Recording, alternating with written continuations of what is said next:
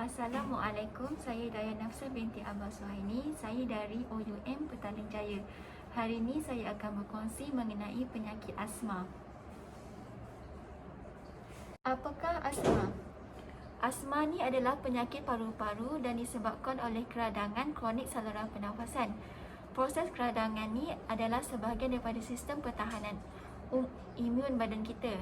Ia berfungsi sebagai mekanisme pertahanan. Ia melindungi badan kita daripada penyebab kerasaan setiap kali kita bernafas. Pengidap asma ni akan mempunyai saluran udara yang sensitif kepada sesetengah bahan yang dihidu. Ia dipanggil hyperresponsif dan ini yang akan menyebabkan keradangan. Keradangan ni akan menyebabkan lapisan mukosa membengkak dan lebih banyak yang dihasilkan untuk bertindak dalam palam mukus, bertindak sebagai palam mukus dan otot mengecut yang dikenali sebagai bronkospasma. Ini yang menyebabkan lumen saluran pernafasan sempit dan sekaligus menyebabkan kesukaran bernafas.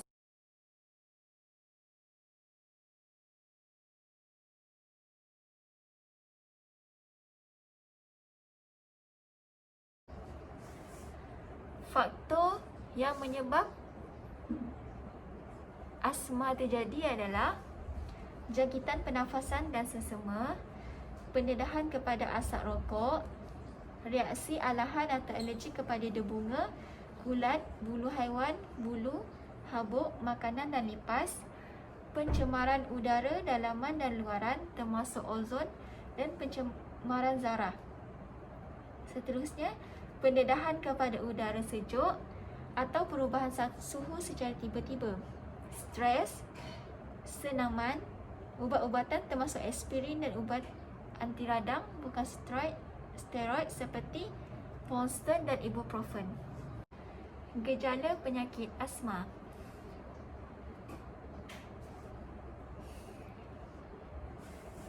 Gejala penyakit asma adalah bunyi berdeham atau wheezing semasa bernafas, sesak nafas, ketat dada, batuk, kesukaran bercakap, keletihan, jantung berdebar-debar, penggunaan otot aksesori untuk bernafas dan kadar pernafasan yang berkurang. Klasifikasi asma. Mild intermittent iaitu serangan asma tidak lebih dari 2 kali seminggu dan serangan waktu malam tidak lebih dari 2 kali sebulan. Serangan terakhir tidak lebih daripada beberapa jam atau hari, iaitu tahap serius semasa serangan berbeza dan tiada gejala di antara serangan. Manakala mild persistent, serangan lebih daripada 2 kali seminggu dan gejala waktu malam lebih daripada 2 kali sebulan. Serangan boleh menjadi cukup teruk sehingga mengganggu aktiviti biasa. Seterusnya, moderate persistent. Serangan harian dan gejala waktu malam lebih daripada sekali seminggu. Serangan yang kritikal berlaku sekurang-kurangnya 2 kali seminggu dan mungkin berlarutan selama beberapa hari. Serangan memerlukan penggunaan ubat pada setiap hari dan menyebabkan perubahan dalam aktiviti harian. Yang terakhir iaitu severe persistent. Serangan yang kerap, gejala siang hari yang berterusan dan gejala malam yang kerap. Gejala boleh menghadkan aktiviti harian. Rawatan asma. Bronchodilators yang bertindak untuk jangka masa pendek, iaitu memberikan bantuan cepat untuk melegakan gejala yang disebabkan oleh senaman. Seterusnya, inhaled steroid. Terapi anti keradangan garis pertama. Bronchodilators yang bertindak untuk jangka masa panjang, LABA, itu boleh digunakan bersama ICS sebagai terapi kombinasi. LABA tidak boleh digunakan sebagai rawatan tunggal asma.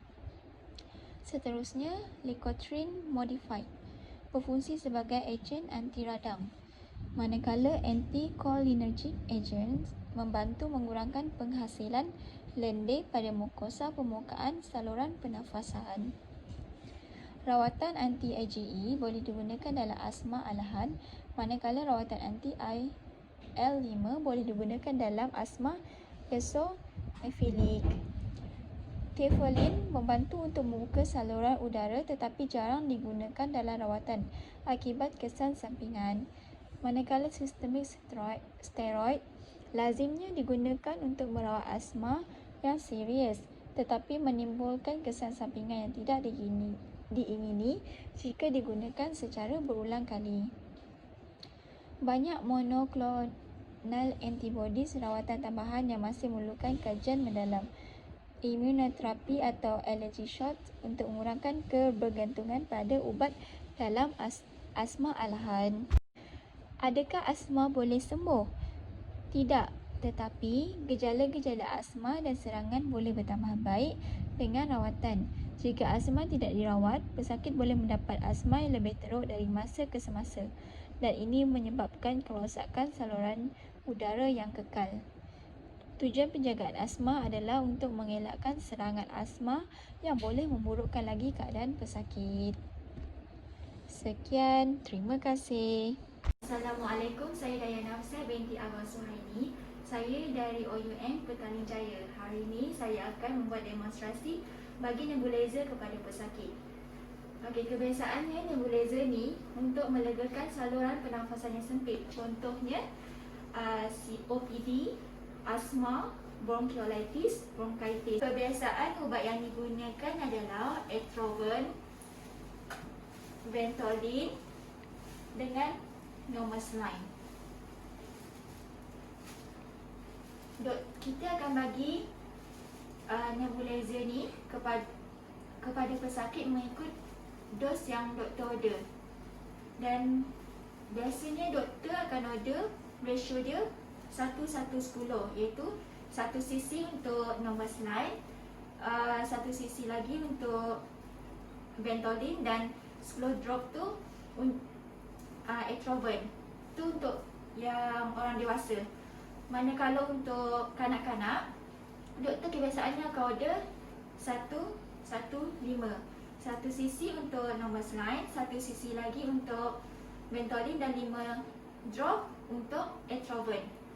Dan dos tu akan bertambah mengikut kroniknya saluran pernafasan tu. Hari ini saya akan tunjukkan macam mana prosedur nebulizer ni.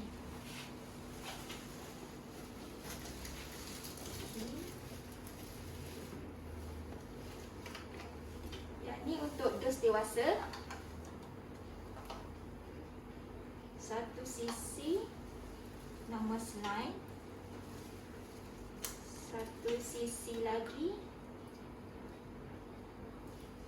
Ventolin,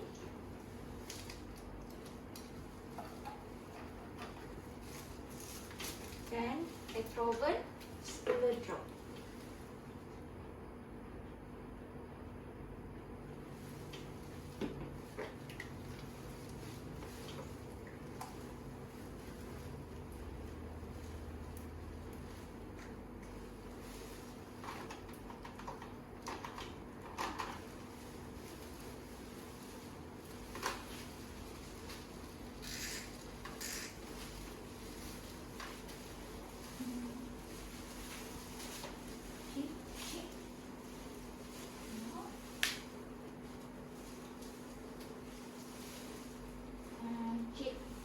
Saya serba dia macam ni.